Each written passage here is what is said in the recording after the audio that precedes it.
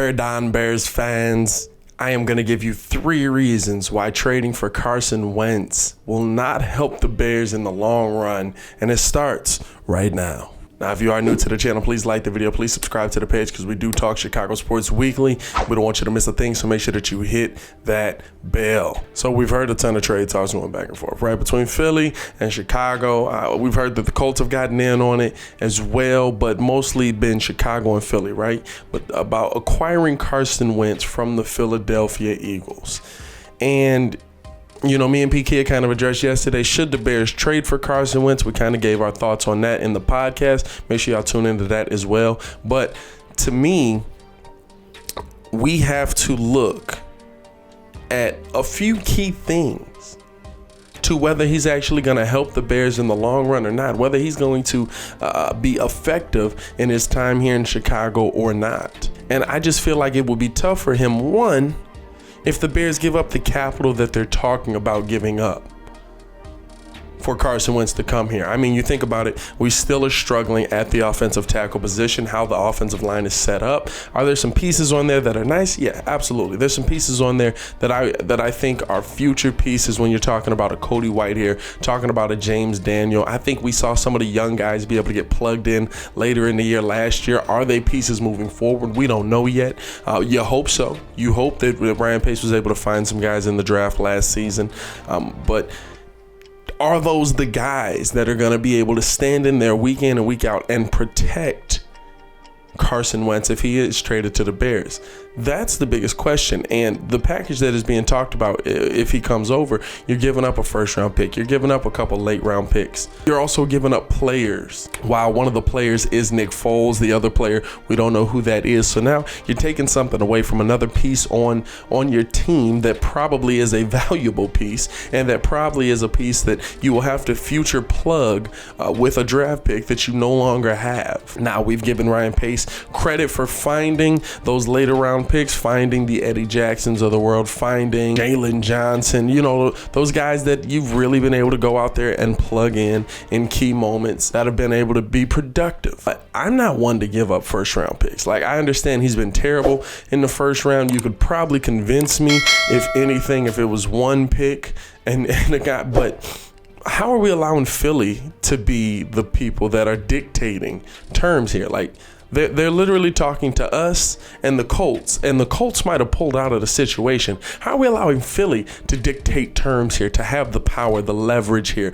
There's no way. I would call Philly and I'd be like, I got a third and Nick Foles for you. Maybe. And guess what? If Philly's not willing to take that deal, okay, we're out. Go find somebody else, because he don't want to be there. We know he don't want to be there.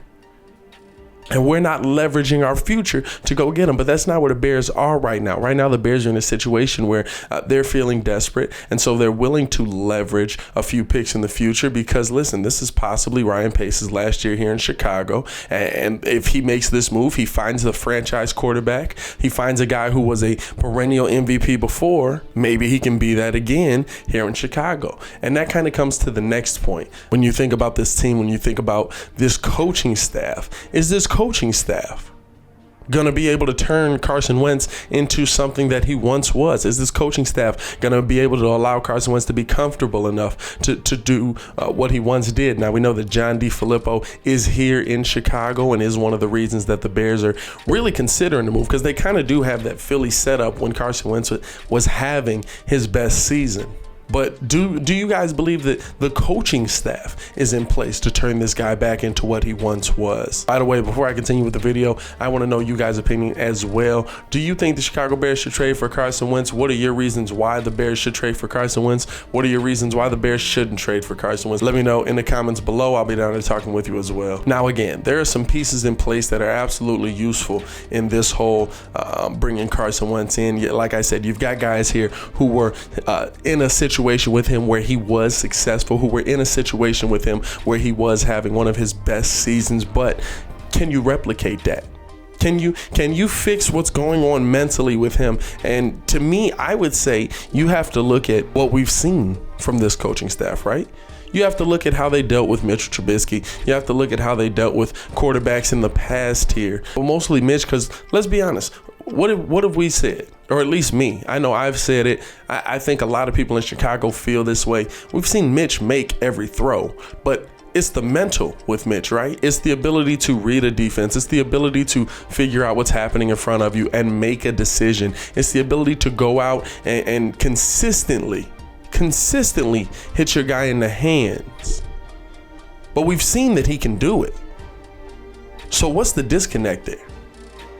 You're honestly, if you look at kind of how Carson Wentz played last season, it really was a Mitch Trubisky type situation. And Carson actually played worse than Mitch. I'm not saying bring Mitch back. I'm not saying Mitch is the answer, but Carson actually played worse than Mitch did. And so that's the other thing you have to think about with this. You're going out, you're going to get a guy who literally played worse than the quarterback you had here before. Now, granted, he had better numbers previously. A different situation could absolutely change how he plays, could absolutely be a breath of fresh air. But you had this guy in the building essentially, and you weren't able to fix him. What leads us to believe that this coaching staff will be able to fix a guy who literally was essentially a carbon copy of him last season? And this is not a, let's get Carson in here for a year. No, Carson comes attached with a ton of money, 4 years left on a deal. This is the last year that the deal is actually kind of palatable. I mean, he makes $15 million this upcoming season. After that, it's $20 million, $22 million.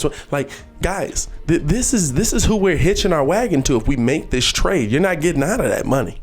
And you're probably not getting out of that money in a situation that, listen, if he does come here, if he isn't successful, now if he is successful, so I water under the bridge, right? Doesn't matter. Doesn't matter what you gave up. Doesn't matter what you lost. Doesn't matter because you have your franchise quarterback.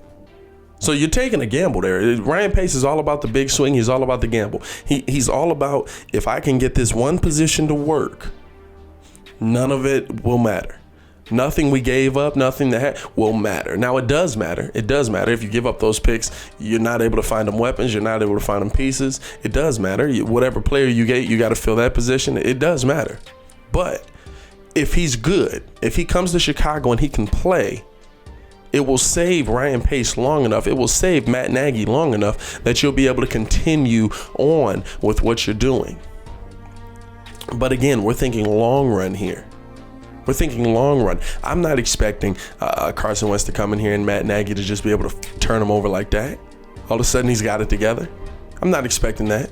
I'm not expecting this guy to get here and to be more protected than he was in Philly. Now, the Bears' offensive line was better second half of the season, but let's be honest. Mitch and Foles were pretty much running for their life most of this season. Again, say this. Let's say things don't go well as well. Say this coaching staff isn't here. Say this coaching staff, it doesn't work out. Carson Wentz can't figure it out. This coaching staff isn't here. Ryan Pace isn't here anymore. You're attached to a piece that is not going to be moved for 3 more years. You're attached to a piece that is not going to be shipped off or traded away, because everybody's going to look at that contract and be like, 20 mil? You talking about 20 mil right now? Especially in a COVID era where the cap is coming down. Nobody's going to be looking to take on that deal, and you're going to be stuck with Carson Wentz for the next 4 years. Now, again, like I said, if he's able to play, none of it matters. But I just don't believe that you have what it takes in place right now to make this move. And maybe this is Ryan Pace's move. Maybe this is a move where, hey, I'm going to be tied to the quarterback. If you get me in here, extend me for the life of the quarterback's contract. Maybe that's his move. Maybe that's his move. Because remember, nobody could get a straight answer contract-wise. But to me, you're making a move that it literally locks you into this guy. You have to pay him that money. You got to pay him whatever bonuses come with it. It locks you into this guy. A guy who is coming off a year where, let's be honest, if he didn't have the MVP year before, we wouldn't even be thinking about bringing him in. We wouldn't even be thinking about talking to him. I mean, his stats are comparable last season to Mitchell Trubisky and some of the worst guys in the league. You think about, just break it down this way. Would you give up this kind of capital or this kind of money to Mitchell Trubisky? I think most of Chicago would say, I wouldn't give Mitch $20 million right now. And we're willing to make a move for a guy who's already going to get paid that, and who's going to cost you more even in the draft capital and in everything else you're going to have to give up, because you're probably not going to be able to re-sign some guys. You're probably not going to be able to bring in some guys that we absolutely think need to be here, i.e. Allen Robinson. And so then the question becomes, who are the weapons he's throwing to? What's going? I mean, there's so many questions surrounding it. I was just trying to give 3 reasons for it. I could probably go on all day with it. But again, I want to know you guys' opinion. Let me know in the comments below. Do you think the Bears should trade for Carson Wentz? Is this a move that you think is going to work out for the Bears? Is this a move that you think is going to fail? I'll be down there talking with you as well. Let me know your reasons why. To continue watching our Chicago Bears content, click the links here, somewhere here, or check the links in the description below. I'll be down there talking with you as well. It is your boy, Pat the Designer, back at it again. Y'all stay safe out there, Chicago. Peace.